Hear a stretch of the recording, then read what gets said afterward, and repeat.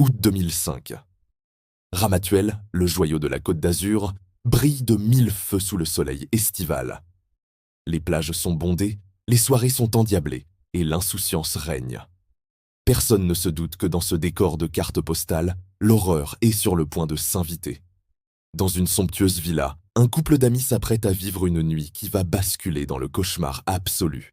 Une nuit qui, près de 20 ans plus tard, continue de hanter la justice et de soulever d'innombrables questions.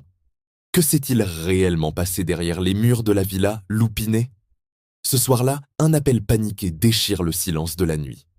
Les gendarmes découvrent une scène de crime d'une violence inouïe. Une femme gît sans vie, tandis qu'un homme est grièvement blessé. La victime est une riche héritière monégasque, Evelyne Boutiot. Le blessé, son ami proche, Michael Lonsdale. Ce dernier, dans un état de choc, raconte une histoire terrifiante.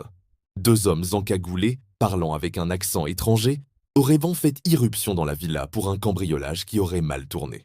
C'est le début de l'affaire Ramatuelle. Sur le papier, le scénario semble classique. Un vol qui dégénère tragiquement. Les enquêteurs se lancent sur la piste de cambrioleurs violents, une piste qui semble évidente dans cette région prisée des fortunes, et donc des voleurs. Des portraits robots sont diffusés, la traque commence. Mais très vite, des détails étranges commencent à semer le doute dans l'esprit des gendarmes. Aucune trace d'effraction n'est relevée sur la villa. Rien n'a été volé, pas même les bijoux de valeur ou l'argent liquide laissés bien en évidence. Plus troublant encore, le récit de Michael Lonsdale, l'unique témoin, comporte des zones d'ombre, des incohérences qui ne collent pas avec les constatations faites sur la scène de crime. Les enquêteurs commencent à se demander si la vérité n'est pas bien plus complexe et bien plus sombre qu'un simple cambriolage. Et si le coupable n'était pas un inconnu surgi de la nuit, mais quelqu'un de bien plus proche?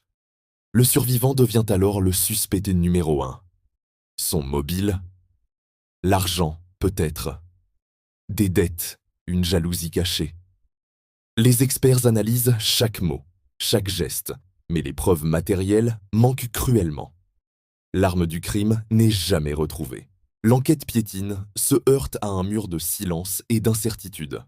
Malgré les doutes et un procès sous haute tension, Michael Lonsdale sera finalement acquitté au bénéfice du doute, laissant la justice et la famille de la victime face à un abîme de questions.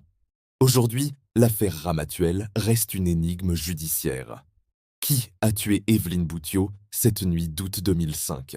S'agissait-il de cambrioleurs fantômes ou d'une manipulation diabolique orchestrée de l'intérieur? Le mystère reste entier, un cold case glaçant qui nous rappelle que parfois, même sous le soleil le plus éclatant, les ténèbres peuvent tout engloutir. Merci d'avoir suivi cette histoire sur Chronique Macabre. Si cette affaire vous a intrigué, n'oubliez pas de liker la vidéo, de la partager et de vous abonner pour ne manquer aucune de nos prochaines enquêtes. À très bientôt.